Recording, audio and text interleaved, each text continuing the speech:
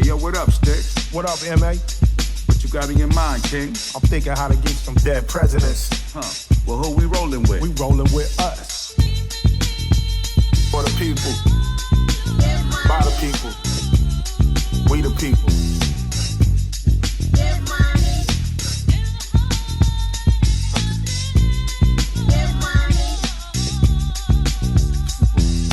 How could I get some dead presidents? Thinking of a master plan. Hey, welcome, family. This is Africa Town Coalition here with another town business coming to y'all out of Morris Media Studios right here in Africa Town. And we just want to go over a few things we've been working on for the past few months, as always, in relation to what's happening with Black Los Angeles. And we have a few good folks who have been out here on the front line with us. You know, my name is Billion Godson. I'm Lori. My name is Brandy Kane. Zeno. And collectively with others, we've been on the front line dealing with this reparations issue. We've been dealing with the homelessness crisis and a few other things we're going to get into today. And we're also at a certain point going to change out with a few other members who have been out here with us. We also have our brother Kevin that will be joining us, our sister Vicky, and another one of our newer brothers that will be joining us, brother Craig. So, we just got a lot of information we are looking to share with y'all. So first, we're going to get into what's been happening with the whole reparations movement here in California. As some of you who may have been following us on our social media or just paying attention in general, here in California, we have gotten to where we've had a few reparation bills go up, or we have had efforts to try to get reparation bills go up. As some of you may know, last August, two very important reparation bills that Senator Stephen Bradford had put forward. One, to create an agency, a California American Freedmen Affairs Agency, and a second one to actually establish a fund to start getting us those reparations checks were put up. However, the other members of the California Legislative Black Caucus chose at the last minute to kill their own bills. And in response to that, a number of us began to expose what had happened. And even last November during the election, we attempted to get enough people to withdraw their votes of support for these individuals. Throughout the show today, we'll be getting more into who these individuals are. But right now, we just want to share that this past February, members of the Black Caucus, those who are still members of the Black Caucus, reintroduced bills. And this time around, they're not calling them reparation bills. They're calling it a road to repair. And unfortunately, one of the promises they made after what happened last August was that they would actually bring that agency bill back. However, they chose to instead bring back what's been known as Senate Bill 518, which is a bureau bill, but this bureau bill is now attached to another study. And this study is being presented by Senate Bill 437. And unfortunately, Senate Bill 437 is offering a study that has no beginning date and no end date. So what we're seeing is a pattern of the Black Caucus putting forward bills that will draw out this reparations effort, as some of them have said, over the next 10 years. And in the meantime, it will ask for funding in the name of reparations that will actually go to, like with this study bill, they're looking at giving it to the Cal State University systems. Some of these bills will put money in the hands of some of the nonprofits they're working with. However, none of them are actually going to put checks in the hands of those of us who are descendants of our ancestors who were enslaved, and folks who actually need it the most, like our seniors who may not be here over the next 10 years, brothers and sisters who are out here dying unhoused right now, and others who are being pushed out of the state. So any other input as to what's happening with the current reparations movement? As far as the bills, yes, a lot of people are kind of confused, even being introduced into the idea of California reparations. You have the Democratic side, which are putting out SB 518, which, like Billion said, it's already written up to provide more studies, which is just more delay, as opposed to AB 1315, which is basically a mirrored, if not, an adjusted mirror bill like with likeness to Bill 1304, or is it 1403? I forgot the number, but you're talking about Senator Stephen Bradford's bill. Yeah, I think that was 1403. So yeah, those things, definitely need to keep in mind, because I think a lot of right now is going to be trying to place Democrats and Republicans at this, at this tension, this point of tension, when really this issue has a lot more to do with just, with parties. This has to do with humans, because we are still going through a lot when it comes to getting compensation for these people out here and actually doing something worth the while. Right, and the tension between Republican and Democrats, the Republicans wouldn't even be relevant were the Black Caucus, the Democrats, doing what they supposed to be doing. Mm-hmm. This is a legacy which some of them are a part of.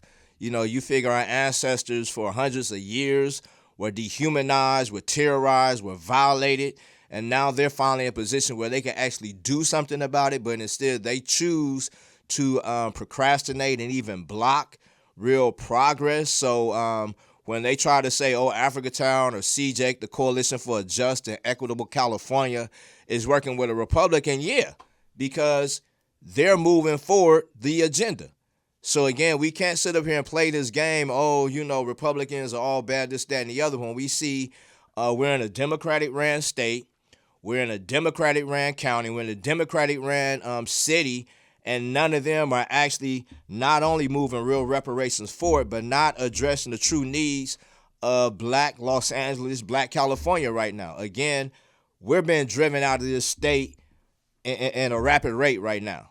You see most of the neighborhoods that were historically Black throughout Los Angeles are no longer Black.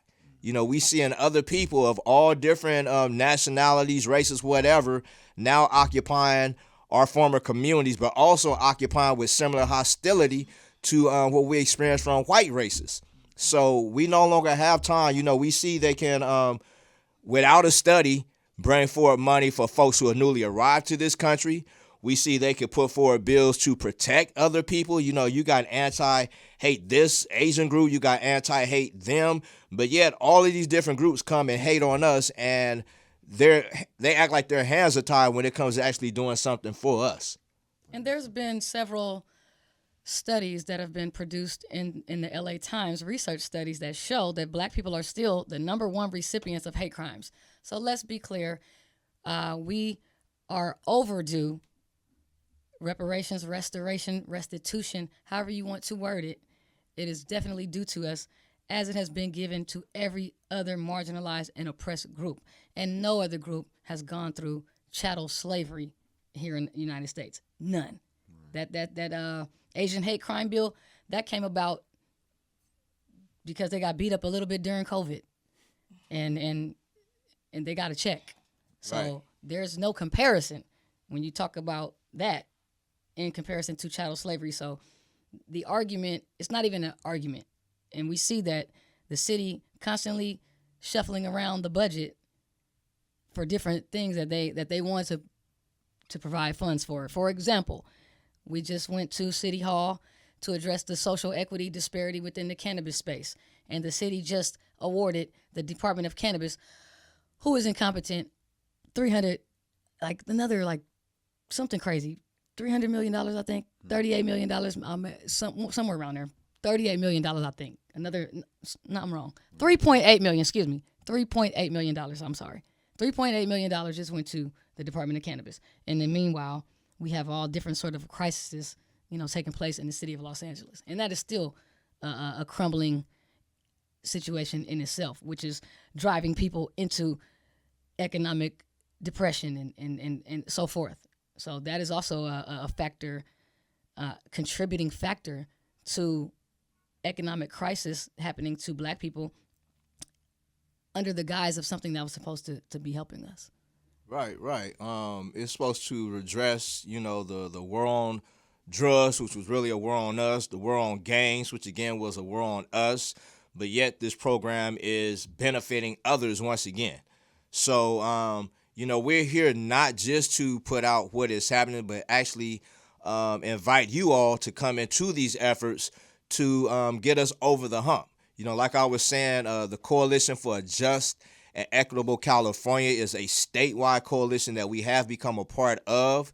They are the whole reason why, they are part of the reason why a California reparations task force came into existence. And again, they're a major part of the reason why we're even talking about bills now being presented, historical bills, after all these hundreds of years of this situation of our ancestors being enslaved, of Jim Crow, of like I just said, war on drugs, war on gangs, redlining, and all this other type of madness to sabotage black success, black forward progress.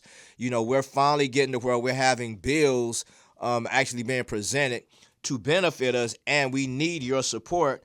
Whether you vote more responsibly when you look at these individuals, and not just vote because they're black, but to start holding these officials accountable, because that's what they're banking on, that many of you don't know what's happening, and when it comes time to vote, you're just simply voting black or you're voting Democrat, not really paying attention to who's really been sabotaging our forward progress. Also, you can follow what we're doing on social media. We run Africa Town Coalition on Instagram. That's Africa Town Coalition with an underscore at the end. We also run the Fight to Save Black LA page. That's Fight 2 Save Black LA. At the end, we'll announce all of our individual social medias where you can follow us, but also CJAC. On Instagram is CJAC Official. You can follow them there. But something else we've been doing recently, starting the beginning of this year, is getting out marching in different areas throughout LA County, where we know, people who are in the most need. Like we initiated these marches on Skid Row. We've been to Compton, we've been to Watts, but also get folks who are not as interested in the political process, because the political process has been failing us, to now understand that there's a real need for us to either vote out these individuals who are failing us, and look at a potentially new crop of candidates who may start running in 2026, and getting behind supporting them to get in office and actually starting putting forward an agenda to support us. So as we've marched through these different areas, what is some of the response that people have been giving us? A lot of people have been responding very well to us being out there. We give them a lot of information that they had no idea about.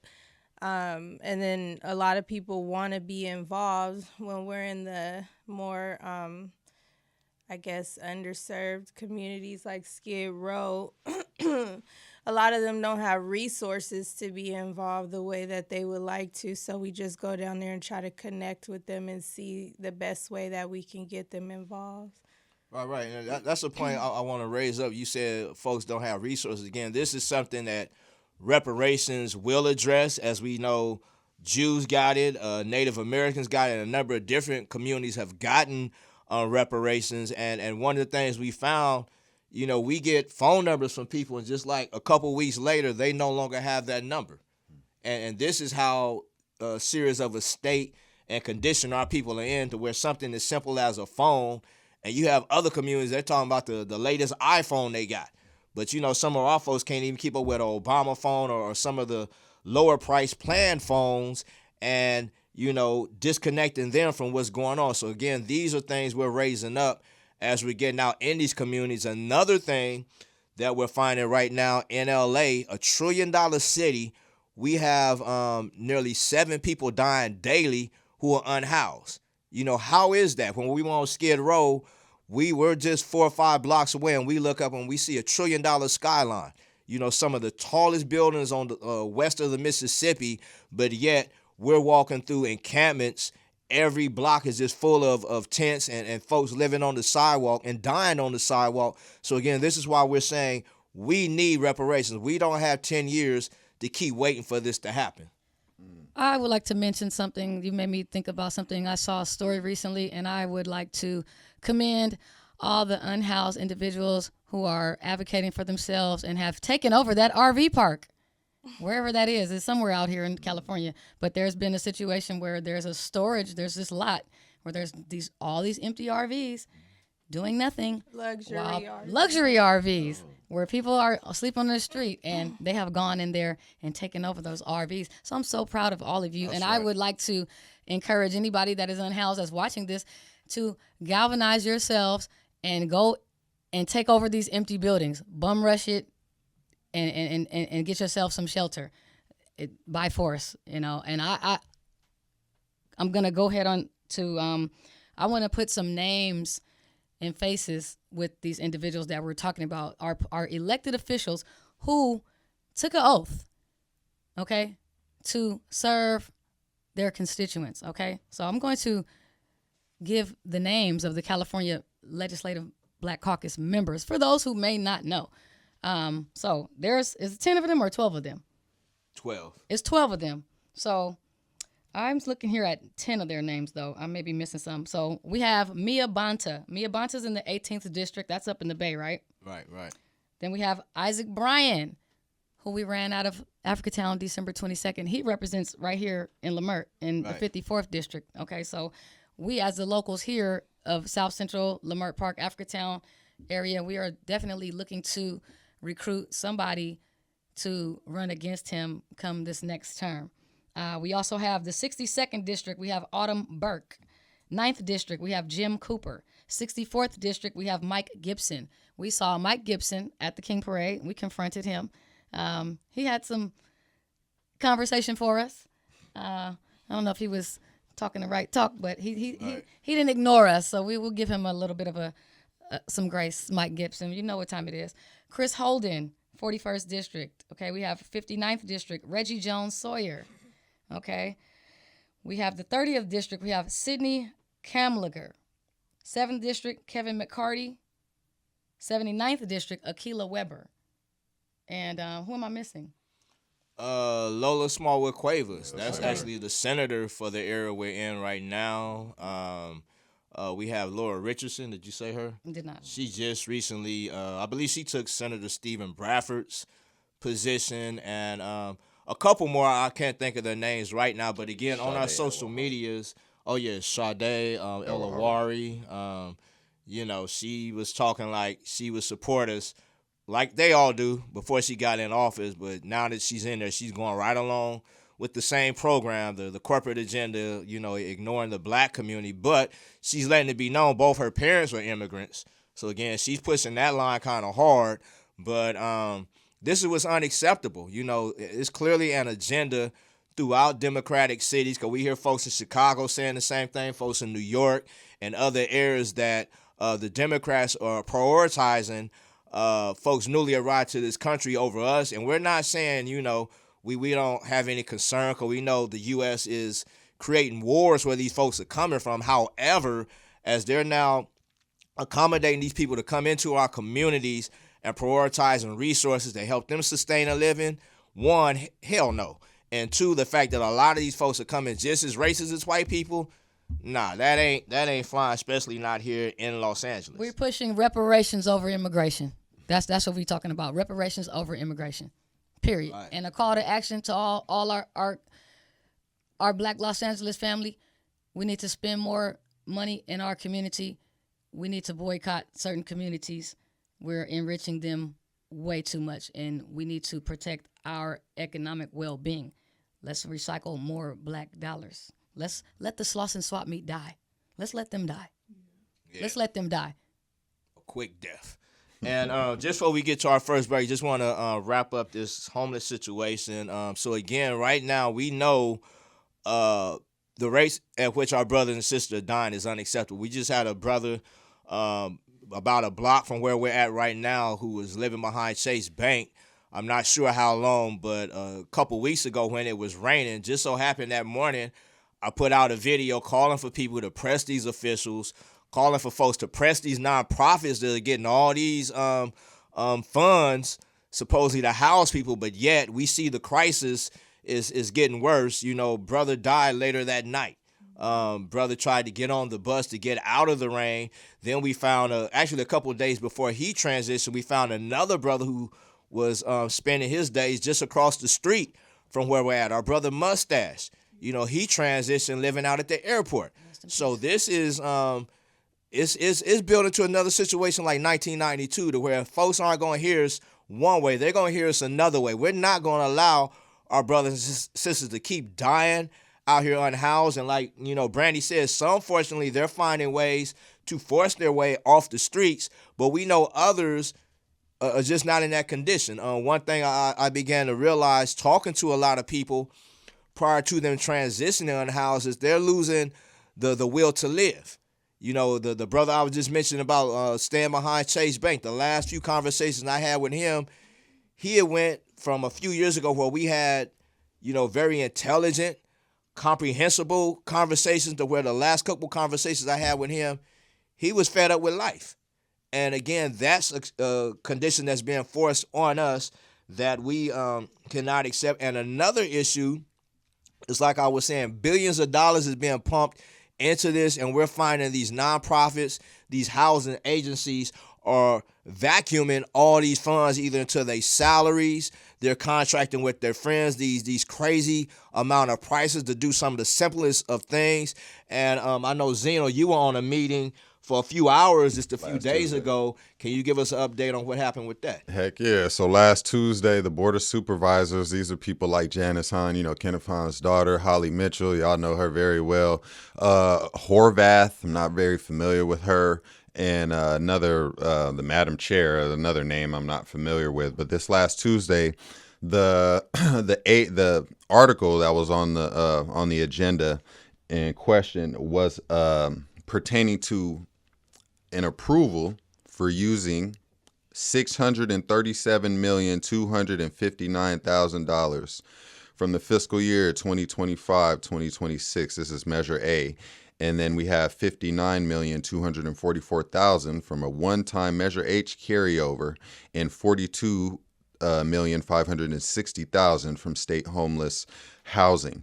Now, where you need to keep your eye on is that $98 million is supposed to be used for 2025, 2026 for the Pathway Home program. And they spent a lot of time talking about the inefficiencies and the ideas that they have for this program. But like Billion was saying, a lot of the money is being funneled through these programs that have historically not done anything.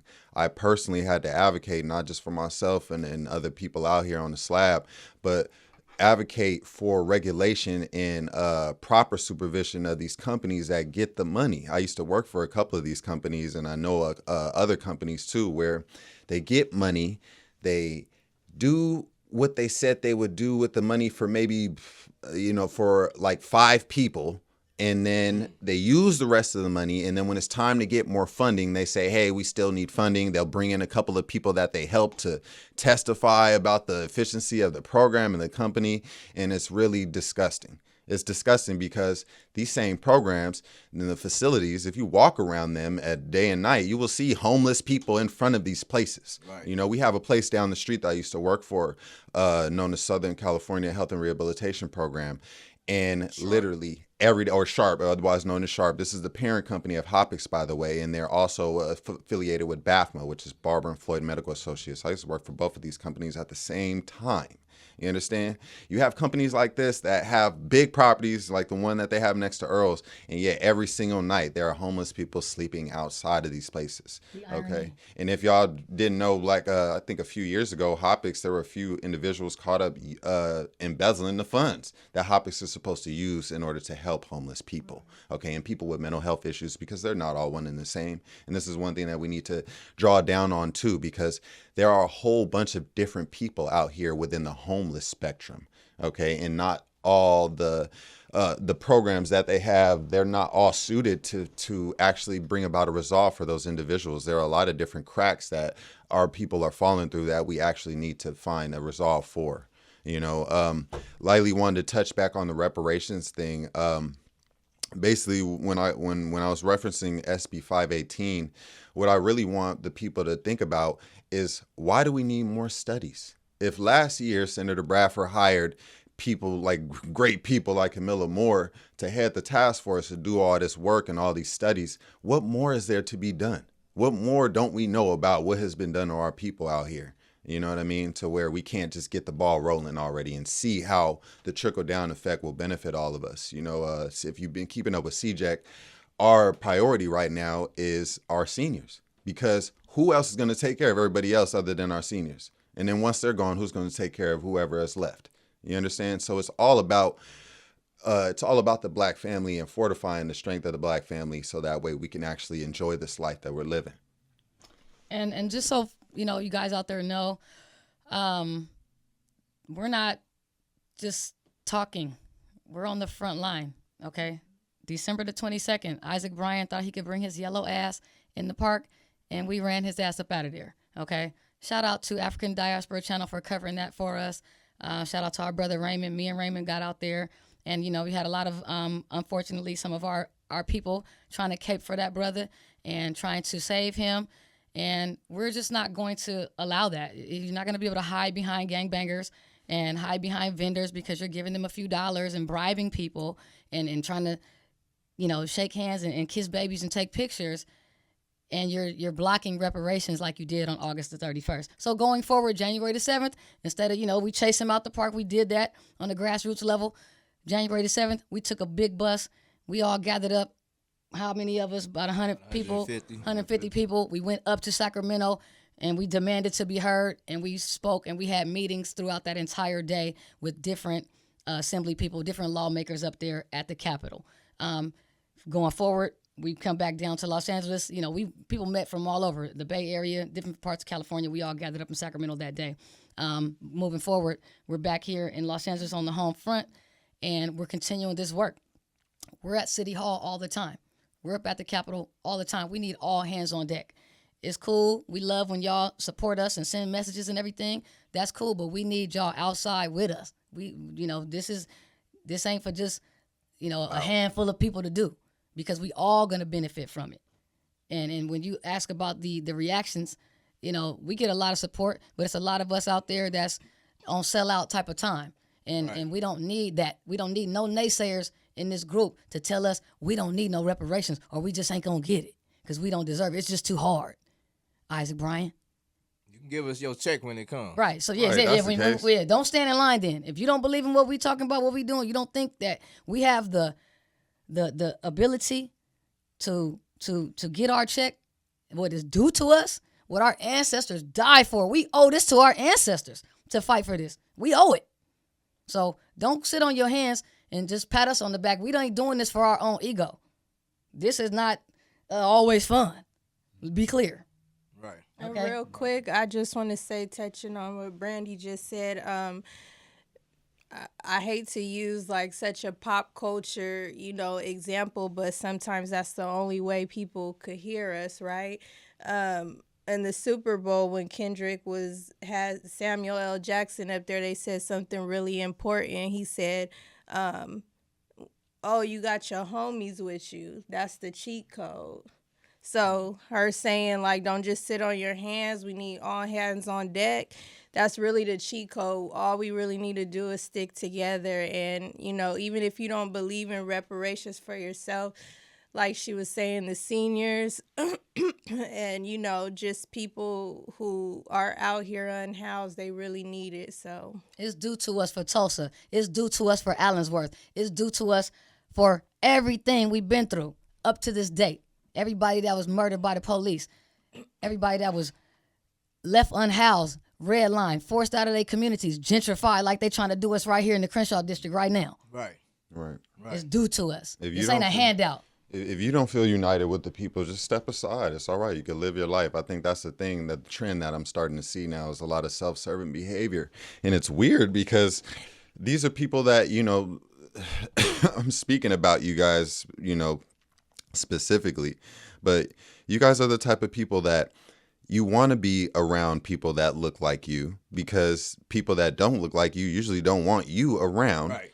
Yet therein lies some sort of conflict in your mind where you don't want you don't want any betterment for your people because for some reason you feel like it's a handout, and the groups of other people that have gotten their handout, that dynamic tends to go over your head so much so that you only see your own people as being in a perpetual position of just I need, and that's not the case. So again, if you feel so disgusted by people fighting for your people and your ancestors, then it's best for you to just step aside, because otherwise you're just you're an unnecessary deterrent.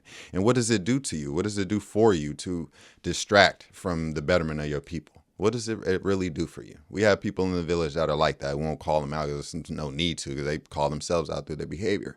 But what actual benefit are you getting from stepping on the toes of your people?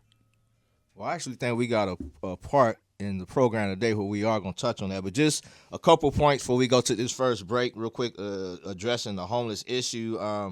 We do have some folks out there fighting for us. I want to shout out Judge David Carter. Yesterday, he really called out some of the city officials and threatened to put the homeless funding and programs into conservatorship if they don't get their act together. He called out Mayor Bass and others. So, we do have that. We're going to be monitoring what's happening, but also want to shout out our folks on Skid Row. LA Can has been one of the primary groups on the front line fighting for the unhoused. General but again, Dogon. the many other folks who are out here, doing the work, that don't get the credit, that don't get the funding, like us, coming out of our own pockets to house our brothers and sisters, salute to y'all. But more of you who are watching, if your family is out there, get them off these streets, loved ones. We look at other communities and how they can live 2, 3, 4, 5 families in a house or apartment until they in a position to buy a house.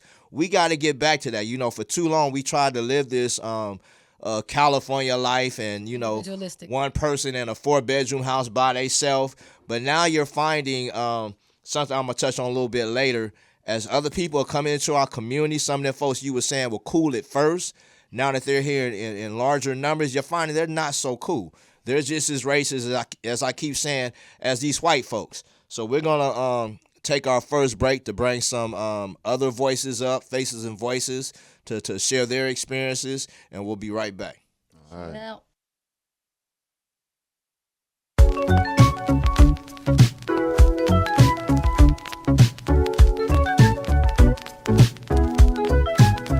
I'm just trying to stay relevant. My excellence been evident from Project Bloat ever since. Smoking weed, ditching school, jumped over the metal fence. Memories of dead homies, forever cherish them. Cause I know one day we'll be together again. If it is what they say, somewhere time never ends. But time flies and life is short. We live lives of crime and then we fight it in court. And most of the time lose, give us lifetimes too. Mama and kids crying the blues behind you. Yeah, I like money too, but don't let it define you. What is inside you? Focus and try to keep it 1 million, that's what I do. Number 1 rule, don't fuck with my crew. I got a long history, I am not a mystery. Find me on 11th Ave, live on 36th Street. Motherfuck the industry, ain't nobody pimping me. I do it independently, that way I just depend on me. MC of the century, and if I ain't, I'm finna be well known in the street for spitting heat consistently. Don't be surprised at the way time flies when you're having fun right before your eyes. Don't rush to get old, just try to survive, whether hustling or the 9 to 5. So we hustle all day and we hustle all night, tryna live a lot of life, gotta get our pockets right. I'm international, baby, I've caught a lot of flights. Sex, money, and drugs, a lot of long nights. Turned into days, I'm burnt in a maze. On the verge of insane, I just heard my name. I told myself I never ever make certain mistakes. Over and again, but I swerve, no brakes. I'm floating in the wind and I'm gone into space. And how can I be wrong when I'm on feeling great? Then it all falls down and it won't go away. I just wanted to escape and now I'm gonna pay. The way I feel, I may not even see another day. I need a little reefer and some drink, I'll be okay. But I can't shake it off, my brain on soft. But I can't take a loss and I can't stay off. I played and I lost, I can't pay the cost. Can't let nobody see me cause I can't play it off. And yeah, I got faith but I don't pray to the cross. I just look in the mirror at the face of a boss. Don't be surprised at the way time flies when you're having fun right before your 5, whether hustling or the 9 to 5.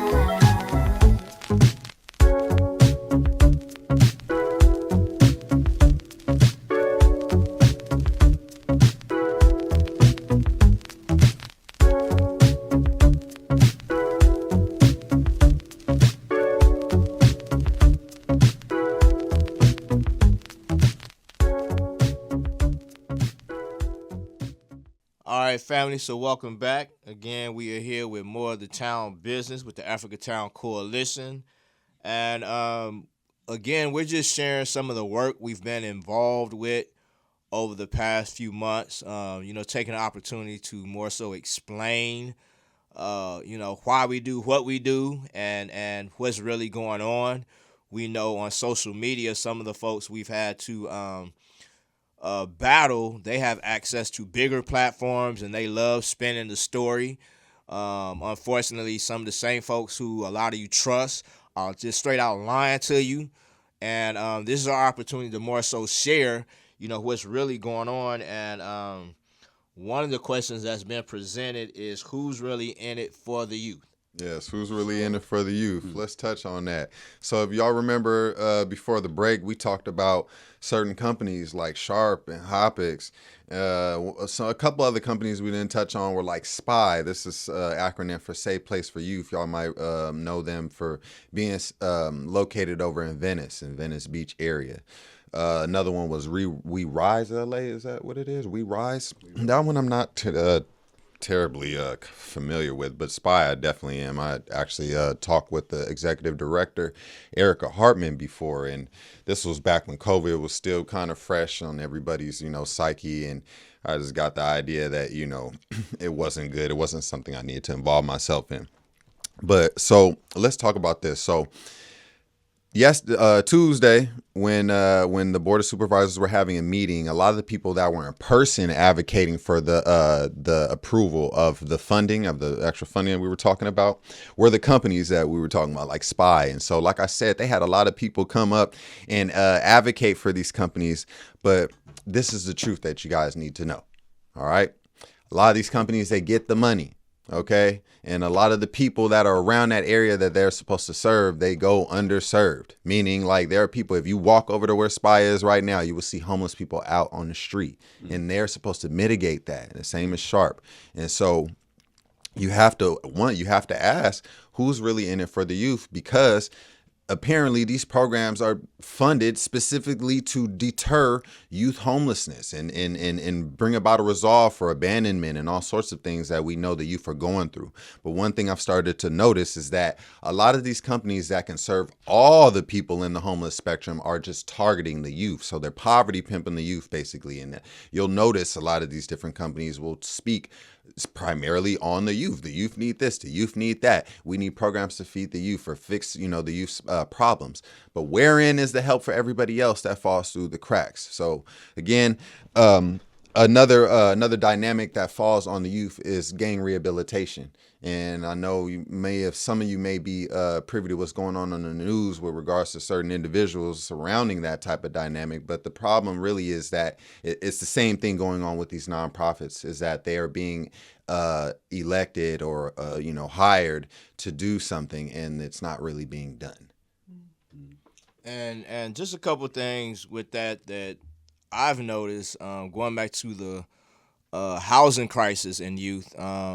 A consistent thing that we find is when women have more than 2 children, they're completely abandoned. There was a young baby just over a year ago who we've really been pushing for, baby Yair Rutherford.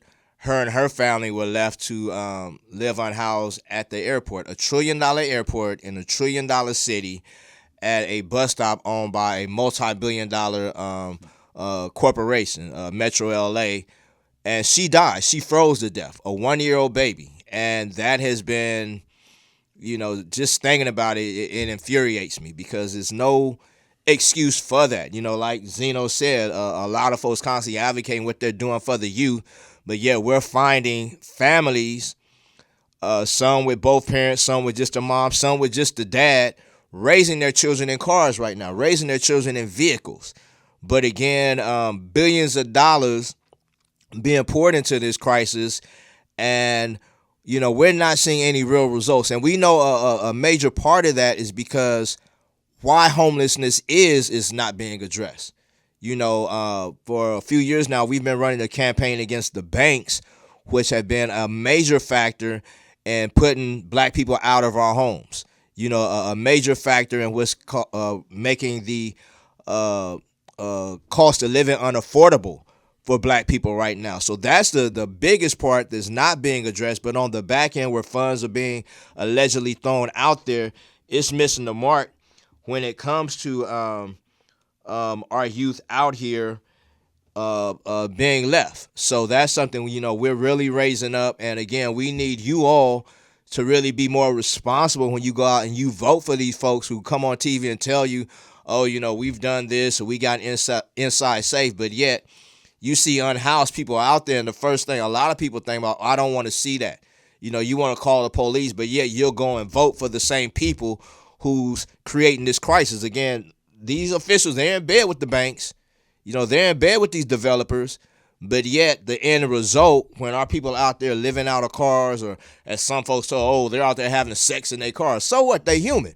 But yet you want to hold them more responsible for being a victim of this madness than you do the people who are creating this madness. Mm-hmm. So again, that's where we gotta be more responsible in how we're addressing this situation. One thing with my generation is the self-serving dynamic when it comes to these banks and how they try to pander and how they try to pivot their position in the community. They will usually get people in my generation on the premise of like entrepreneurship and trying to trying to give you a better platform or something like that to improve your own, situation. But the thing is, are any of you guys asking these banks what they're doing for the actual community that you come from when they try to pander to you and tell you to come to their workshops? And after the workshop, after a certain amount of weeks, you'll be put in this group of people that will be cherry picked to be, helped out. Are you asking these organizations why they don't do that just for everybody? Why is it so cookie cutter or cattle callish? Mm-hmm. Most times you might not, because a lot of my generation are really self-serving. You're just thinking about yourselves. But the thing is, when your back is against the wall, you're not going to have anybody. So you kind of need to think a little bit further than your own face and start actually reaching out to your other people. It's not hard. Yeah, and let me just throw something in here right quick. My name is Kevin Wharton Price, Africa Town Coalition. And I just want to say that, Africa Town Coalition is really in it for the youth. We don't have a youth program per se, but we're always, targeting young people in regards to the educational process, in regards to the politics that's going on. They respond. Oh yeah, they respond definitely. And whenever we're out there advocating for homeless, and there's people out there homeless, there's always young people. And Africa Town Coalition has put a number of people up in hotels, and there's been a lot of young people. And it's really unfortunate about as Zeno was saying earlier. About the gang rehabilitation corruption that's been revealed. But I think that if we just want to keep it real and we out here, everybody know what's happening out there on these streets. Everybody already know what's happening out there on these streets. It's just that, there's this, we can't talk about it per se. You know what I'm saying? But I just want to say that the young people that may have gotten caught up into that, I hope that, they definitely come out of that, with a future, something that they can really positively look forward to. And I don't know, this is like a crazy situation. I'm just trying not to say too much on that end. But let me just say this here, though. We need y'all young people, right? We need y'all young people. I'm going on 65 years old. You know what I'm saying? And we need y'all young people. This struggle here has been very difficult. We've been, some of us have been homeless. Some of us are presently homeless. But we continue to do this work, because we believe in our people, the black family, and there's a lot of young people that should not be in the positions that they are in. Not to say that it's our fault, but it's the fault of the system that's corrupt. You know what I'm saying? It's a fault of just the humanity. It's just humanity, I guess, in a sense. But I just want to say, y'all need to really wake up, because on the federal level, they turning the spigot off they turning the spigot off for homeless funding. Okay, it's happening right now, and what they want to do is that they want to definitely criminalize being homeless, and they want to start setting up concentration camps for homeless. Okay, this is coming from the federal level, So if we don't get it together on the state level, and I'm talking to some of y'all that ain't doing nothing, or some of y'all that might want to do something, and you don't know how to do it, well, just get in contact with Africa Town Coalition. You know what I'm saying? And we can definitely help you out in that respect. But definitely pay attention to these signs, y'all, because, And I think one of the most reoccurring areas where we're seeing the youth are really being affected are in these schools. A few months ago we heard about the Persian students over at Beverly Hills High School. Of all schools, Beverly Hills High School, you have Persian students terrorizing black students. When I grew up, you didn't hear about no non-black folks terrorizing us anywhere. But, you had a situation there. We just saw the situation out in Rialto in a middle school where a 6-foot-something Latino student beat up a young black girl. I don't even know she was 5 feet tall. And then the prosecutor even tried to charge her with the felony. And this is just a reoccurring thing. Even right here at Crenshaw High School, a couple months ago, one of the families that lived directly across the street from the school came out and saw "Die Niggers" written on their sidewalk. So again, this is a situation where on the beginning end of when we saw we were being pushed out and other folks would come and people kept saying, oh, well, these people cool, my neighbor's cool, everything's cool. But we kept telling them once they get here in more numbers, we're going to see they're not so cool. We're going to see the same thing black people in their country are experiencing right now. You go to Mexico and look at what's happening to black folks. You go to any of these countries where these other people are coming from and see how black folks are being treated there. And that's the same thing we knew would happen as more of them got here. Right. But yet, we always want to protect these other people, these officials you voting for accommodating these other people. But right now, black students are being terrorized in their schools. And some of the things that Trump is doing right now, I don't have a problem with.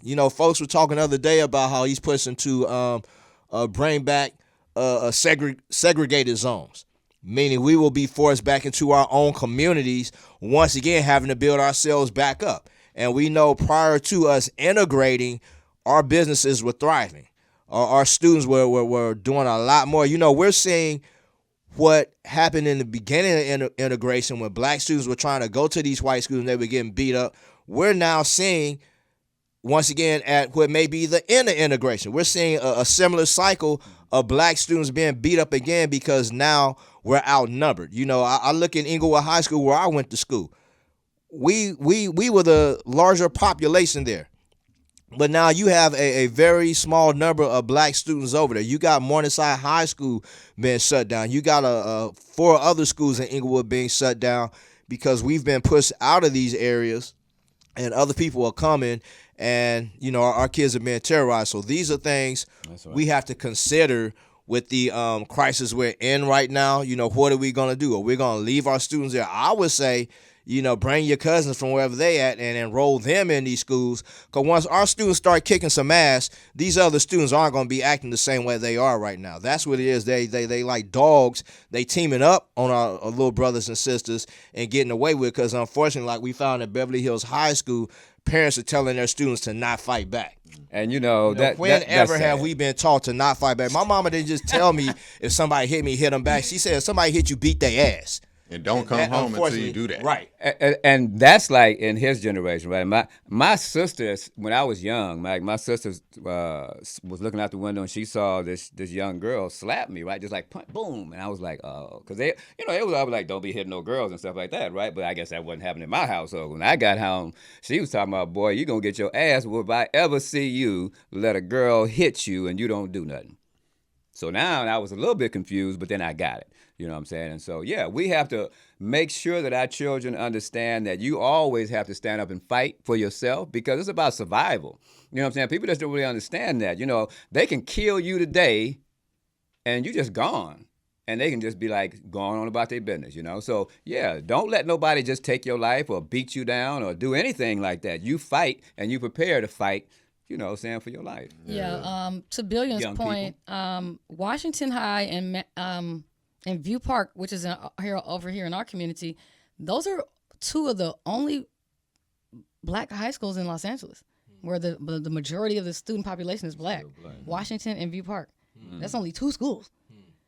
Dorsey, I believe, is still majority black, but not as much as like when I was there. Right. I think Westchester's still pretty black.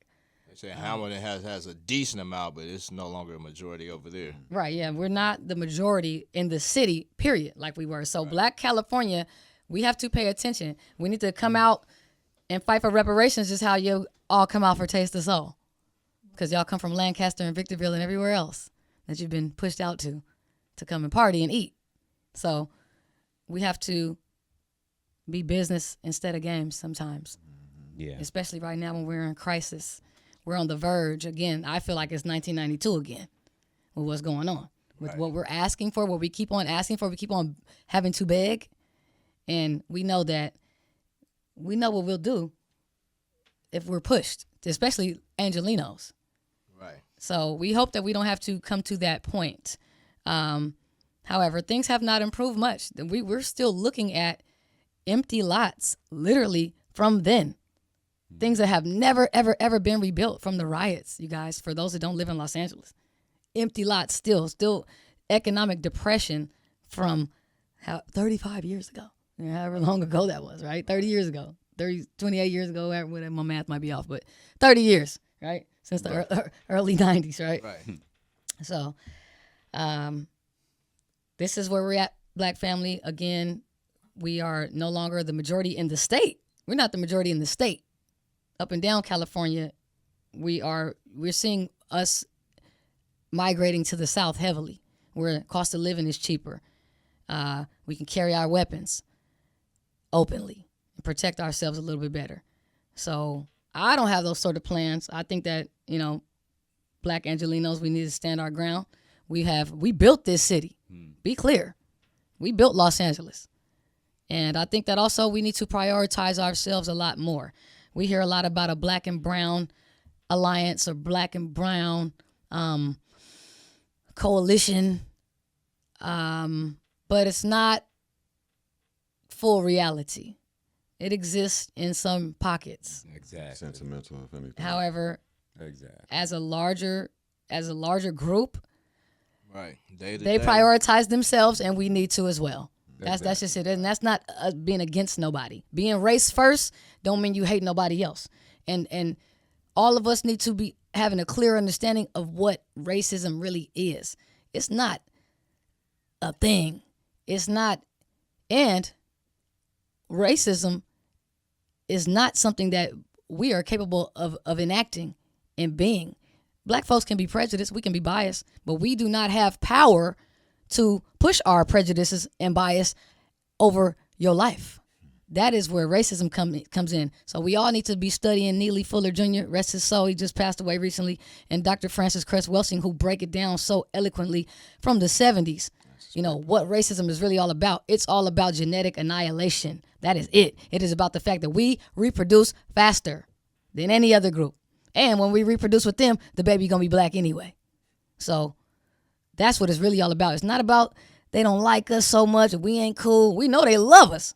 They can't do without us. We are America. We are American culture. We created it all. If it wasn't for us, they wouldn't know what to do. That's why they come and bother us everywhere we go. So we could segregate again. We could segregate again. But they coming. And they coming, though.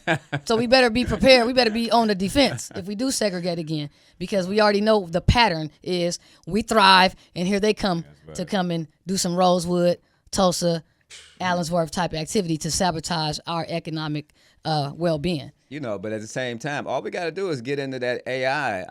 Get into that AI, and what I'm saying, we'll have a platform definitely to fight back. Well, we have to watch that too, because I see that as a tool that is already being used to try to rewrite history, and especially as far as the imagery is concerned. So we still need to. Those are some programs. We still need to hang on to books. We still need to stay into reality to a large degree. But I agree with you. We have to also move with technology where it's headed and pay attention to it and be aware of it. But let we me have say to what make sure I that really mean. we're not getting When corrupted. I say that, it's like, these are programs that's written by individual corporations. It's not just one person. It's not just like one AI. So, sooner or later, there's going to be an AI that's going to emerge out of Africa. You know what I'm saying? Because them Africans over there, they doing their thing. You know what I'm saying? There's some intelligent people over there.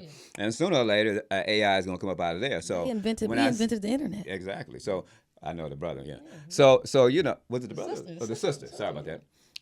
So yeah, just keep that in mind. You know what I'm saying? That we got, young people, we got to definitely jump on that technology. But I just want to ask Billion right quick. What do you think about that little small work? Wait. Before y'all transition to that, I have one last thing to add on the youth thing. If there's one call, before we close out this subject, there's one call to action that I want you guys to implore is to put down your phone and actually engage or actually be a resolution when you see the youth going through something. I mean, when it was some months back, or no, actually it was last year, Brother Billion, me and Steven, we were at Gardena High, and we were talking about, different ways that people can improve their social sphere and actually be that, community member that, does what they need to do in order to keep their community, clean and safe. But one thing that I got from the students is that they don't feel safe with their parents, not meaning that their parents are inherently dangerous to them, but when it comes to keeping them safe and protecting them, they don't feel confident in their parents. And that's more than mildly concerning. Not too long ago, I had a situation where I was on the train and I seen an individual, just a suspect type of, a sus individual checking out this youth while he was on the computer doing his work and everything. And I couldn't help but notice that the guy literally was looking like he had plans to do something.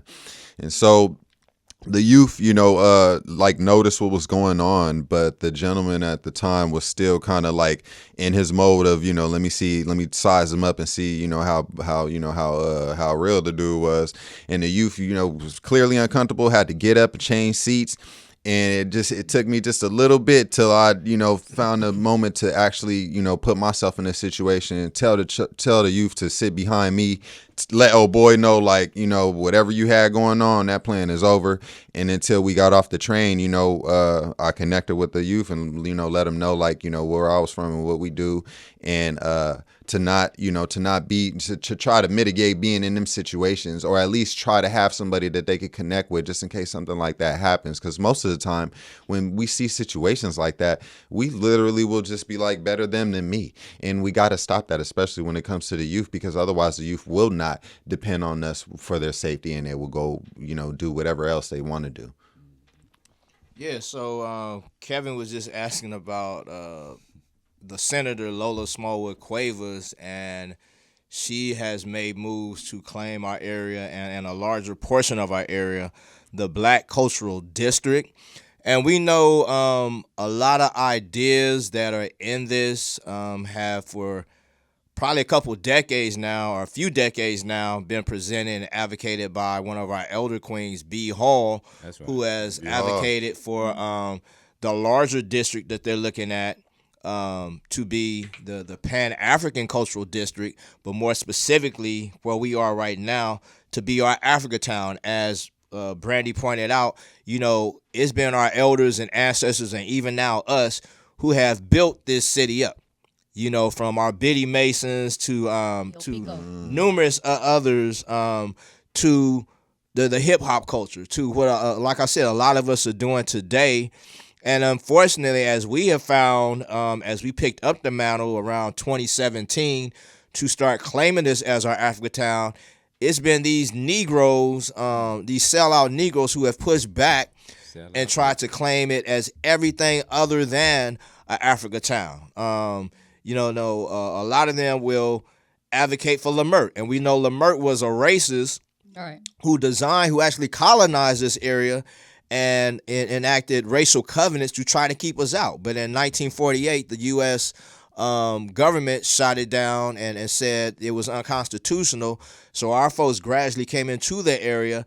But over the past several years, some of these same Negroes who have fought us have consistently stolen a lot of our ideas and tried to, rebrand it, rename it, and claim it for themselves. So right now, as I was saying, Senator Lola Smallwood Cuevas and others are now claiming this as the is it the Black Arts District or the Black Cultural District? I think it's the Black Arts District that they're trying to claim this. Hot and dog again, flavor water name.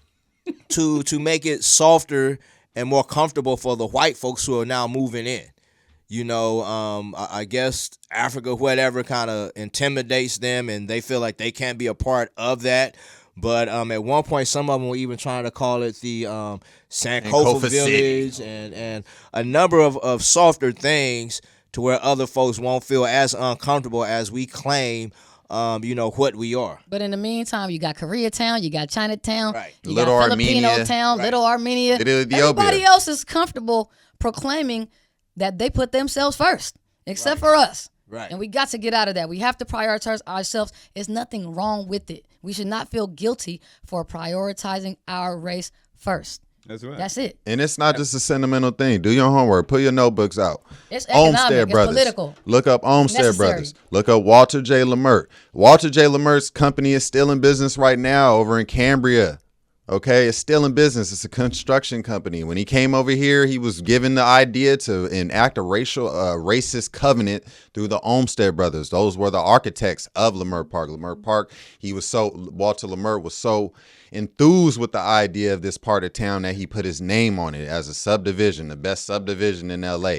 And he also made, I think, Century City or something like that, some other part of LA. Yeah. I think it was it, too. But the thing is, yes, there's no reason to give power to this person's name and legacy when they didn't have you in mind with it. And there's no idea that, if we keep his name, we're sticking it to the man, because again, his company's still in business. If his name is still here, then he's still like, psh, it's all good. That's right.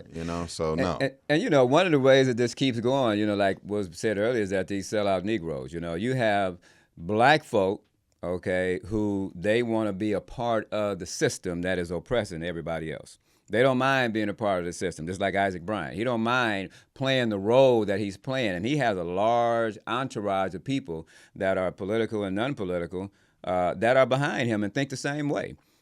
So I ain't Coakley spoke on that. Coakley spoke on that. Yeah, and so we got to keep in mind, folks, that there are black folks that they would sell us down the river in a minute. They would stab us in the back. We got black folks who steal other black folks' property. You know what I'm saying? Right in these areas. Matter of fact, all over. Dawson, Marquise Harris Sleazy Dawson, Marquise? Sleazy Queasy.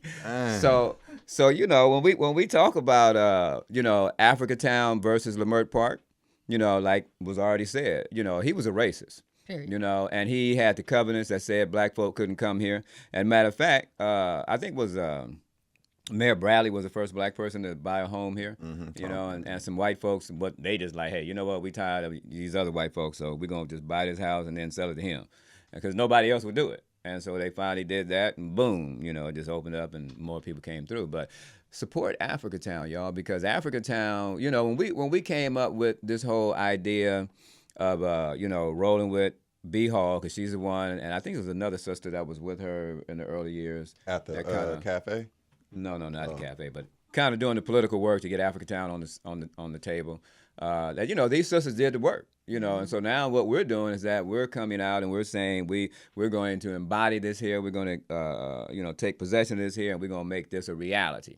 And the beauty of it is that we have Africatown in Alabama. And so, it's like really hard to fight against Africatown, because the spirit of Africatown is just like bigger than what you think it is right here. We actually really have to get B Hall here. I know, for real. Queen B Hall. Y'all need to look up Queen B Hall. Put that in your notebooks for homework today. Been here before. Queen B Hall. You wouldn't have Good Life Cafe. Okay. You wouldn't have the talks with Steve Coakley talking about the Black Boule, trying to educate the people if it wasn't for Queen B Hall. You wouldn't have a Ben Caldwell if it wasn't for a Queen B Hall. How about that part? Ain't no Ben, ain't none of them underground rappers, all them folks I used to see back in the day, Low End Theory and all that. Ain't none of them without no Queen B Hall. So do your homework on Queen B Hall. That's a fact. I can speak to that as an MC. Shout out to the Good Life Cafe. Shout out to Project Blowout, which was the child of the Good Life Cafe, Good Life open mic workshop. And, big shout outs to Queen B Hall. We have much love for her. She's our beloved elder who has been on the front line, and we definitely stand on her shoulders, and we have to have her come back up here Give her some her brilliant updates. What makes the fight against gentrification and colonization so sick is that these individuals who get in bed, some of them probably literally get in bed with these colonizers, is that they benefit off our work. That's right. Because what they don't realize is if they were to succeed in their agenda, and getting the rest of us out, they get disposed of once we're out the way. And that's what you learn here in America as you study the history of these fights. You learn throughout Africa and other black areas where they go in and colonize. They use these sellouts to get rid of everybody else. Then they get rid of the sellouts and take control of the land and resources. So that's what makes this frustrating, that we have to keep fighting these fools because we're winning, and ultimately, if we win, I would love for us to get angry enough to get rid of them, because that's what the Mau Mau's found. That's what the Haitians found. That's what all other folks who actually liberated themselves found. You got to get rid of these gatekeepers first. You got to get rid of the collaborators first. But unfortunately, we're still in a state where a lot of our folks want to sympathize and forgive and love on and keep voting for these people who are selling us out. But hopefully we get angry enough, like Minister Malcolm said, when he went throughout Africa, he found folks who actually liberated themselves compared to folks who were still colonized, was the people that got angry and no longer cared about consequences and all of that. They got rid of everything that was against them. Whereas those who keep complaining and whining and want to sit down at the table, you got to flip that table over. Even Jesus was flipping tables over. So that's what we got to figure out. If we're going to actually advance progress, we got to stop thinking we can keep voting for these Isaacs and Karen Basses and all the rest of these people who are selling us out, and we're gonna do good. Right now, Black LA is disappearing as it's Black Chicago, Black Detroit, and all these other areas. So what are we gonna do, y'all? We gonna keep playing this insane politics, this insane economics, and gradually die this slow death? Or we gonna take bold, necessary steps to liberate ourselves and advance ourselves? And let me just say one quick thing too, right? Because one of the reasons, like Billion said, the black family is disappearing from California. And let's look at the political structure that we have in Sacramento. We have a California Legislative Black Caucus, okay, which is about 12 people? How many people we got in the Capitol? Legislators and senators. How many people we got? I believe it's 120 in total, so they're like 10%. So 10% of the legislature got their foot on the neck of the black people in California. And then once our numbers drop down to where it satisfies the status quo, then are we gonna need those 12 people? That's what they're gonna be saying. Like, do we need them 12? No, that's what I'm saying. They get guarantee they're gonna get their ass kicked out. Like, for example, one of the people that we stopped during the Martin Luther King parade was Mike Gibson. A lot of y'all might not know Mike Gibson is pivoting from his position in the CLBC to the Board of Equalization. Y'all even know what the Board of Equalization is for? He's applying for it, by the way. The Board of Equalization is responsible for ensuring that the county property tax assessment practices are equal and uniform throughout California. Today, the BOE is constitutionally and statutorily responsible for the oversight of California's property tax system, as well as the alcoholic beverage tax and tax on insurers. So you want somebody who was previously responsible, or at least given the opportunity to better the lives of certain people. You want them all now responsible for your taxes. So, we breaking it down that simple. So that's what we need the people to do. We need you to do a little bit of reading and do a little bit of practical assessment as to whether or not you're going to support these people. Because when they get in your face, they know exactly what to say. They keep you smiling. They keep you, nodding your head. And they somehow implore you to write or check their name on a paper that keeps them in the position that they don't need to be in at all. And this speaks to the arrogance of Isaac Bryan. You guys, all of our people here in Leimert Park is the 54th district. I forget which. 54th or the 50th. This district is the 10th. Well, you mean as far as the Assembly District? Yeah, the Assembly District. Okay, yeah. So yes, Isaac Bryan is completely arrogant. He really believes that he's just going to walk into this election, walk into his same position come 2026. So again, black Angelenos in this district, pay attention. And let's gear up to get him out of there, particularly because he was the main culprit up there in Sacramento, August the 31st, who was the last person to block the reparations bill.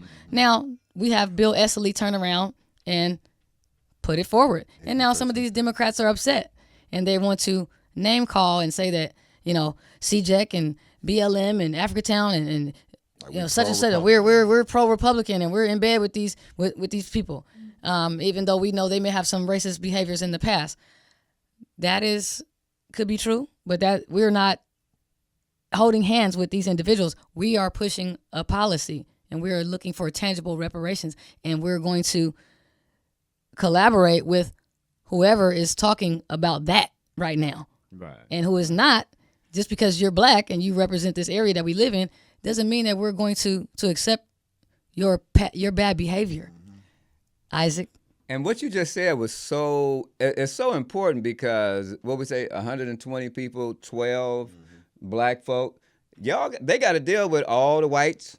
They got to go to all the Mexicans. They got to go to all the Asian people as senators and assembly people. So, I mean, And you mentioned we mentioned Mike Gibson. We ran into Mike Gibson, like I mentioned earlier. That was February the 17th, because they pushed the King Parade back because of the inauguration and the fires. So in that same day, we saw Mike Gibson. We were out there for context. We were out there advocating for reparations and against gentrification, as we do all the time. And especially when we know there are going to be a large number of our people out there that we can educate. And a lot of times, like we mentioned earlier, the youth are very interested in what we're talking about. We see them looking at us and staring at us from a distance, and they come up to us and they pull our coattail and saying F the police. Yeah, they start getting with us and what we talking about. We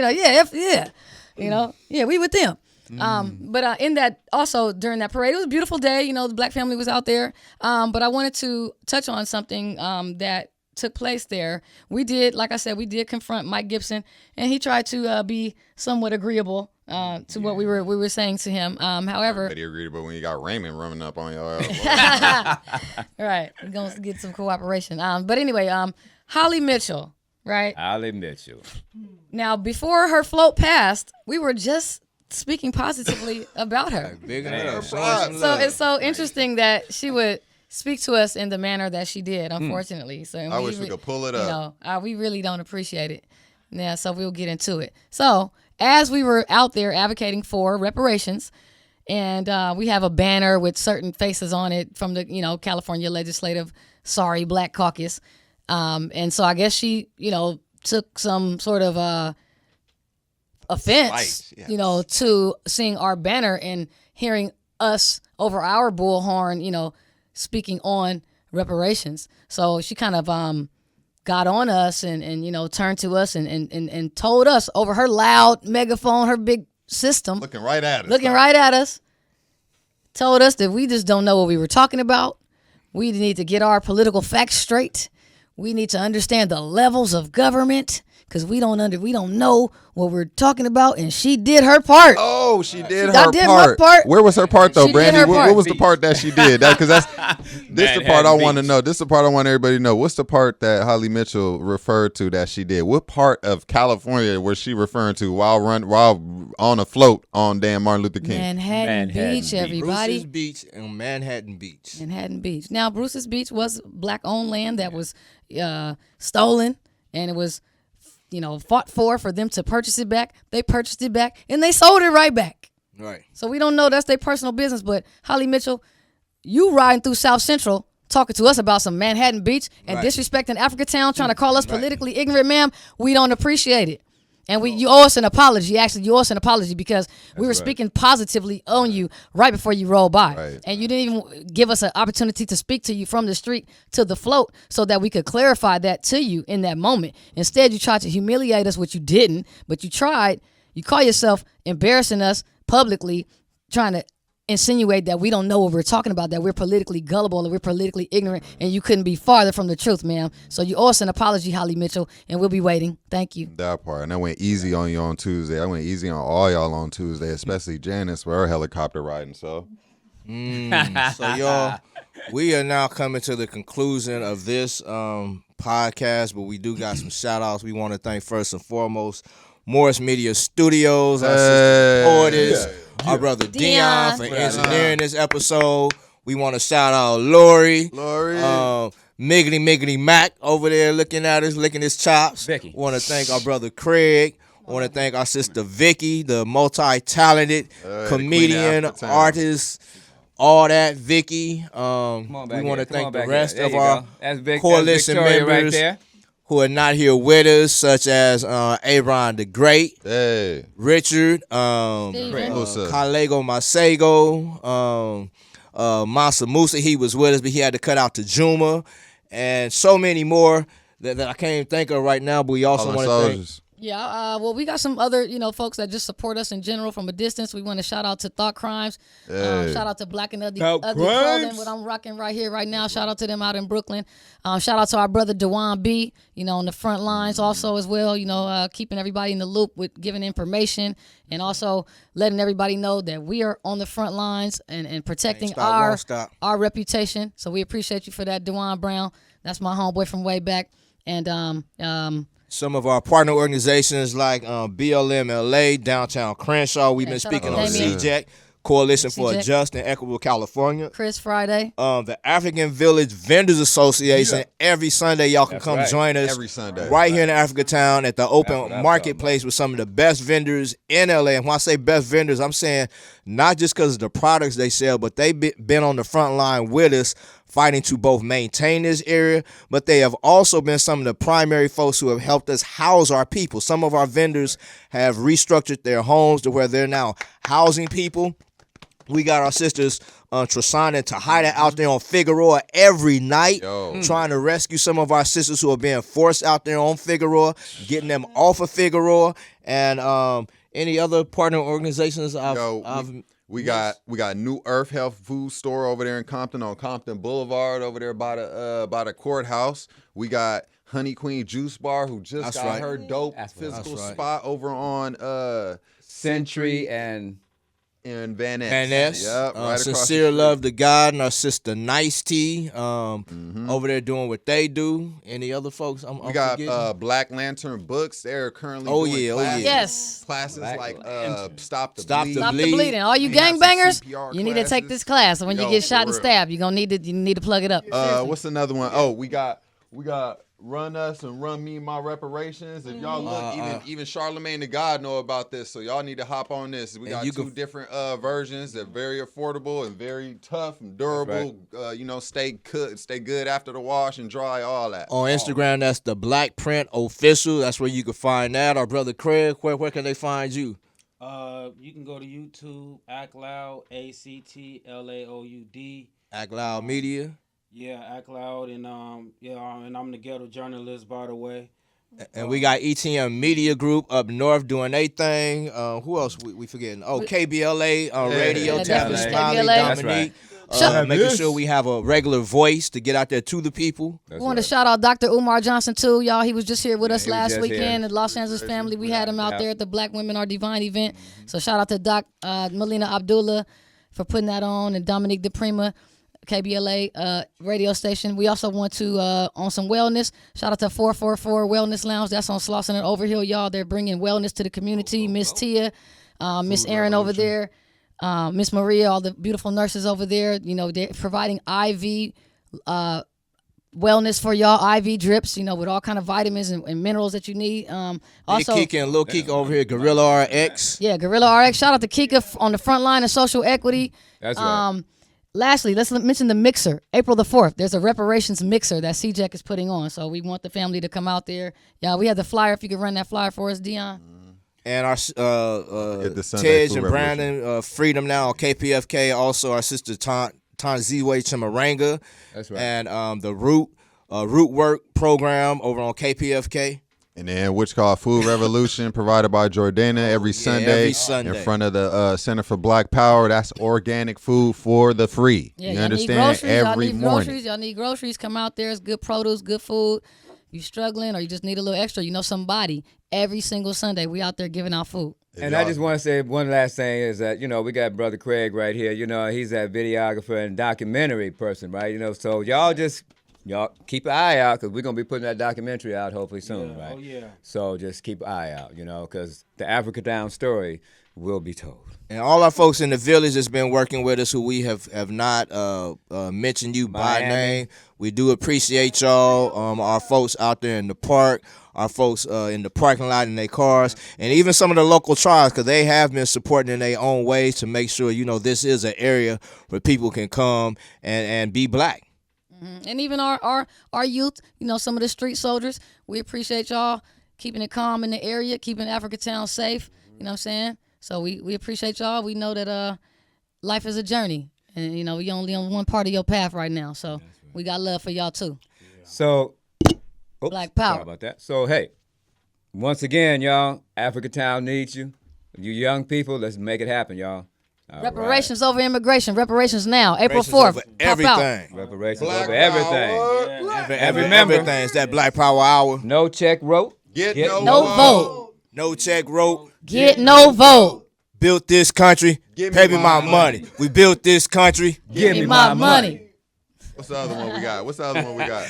Oh, and shout out to Camilla Moore. Yeah. Camilla Moore. Friday. Yeah. Tiffany Lori. Boycott the slots and swap meet. Good Black night. LA. All Black right. America. Peace. Hey, yo, what up, Sticks? What up, M.A.? What you got in your mind, King? I'm thinking how to get some dead presidents. Huh? Well, who we rolling with? We rolling with us. For the people. By the people. We the people.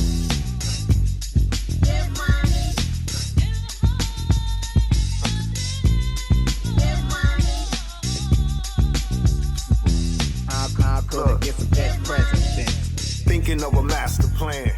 They say they putting reparations inside our hands. California say they ready, about to cut that check. But let's look deeper before we trust just yet. Let's see, what's the reason you think this government would all of a sudden give up them dead presidents? We need money.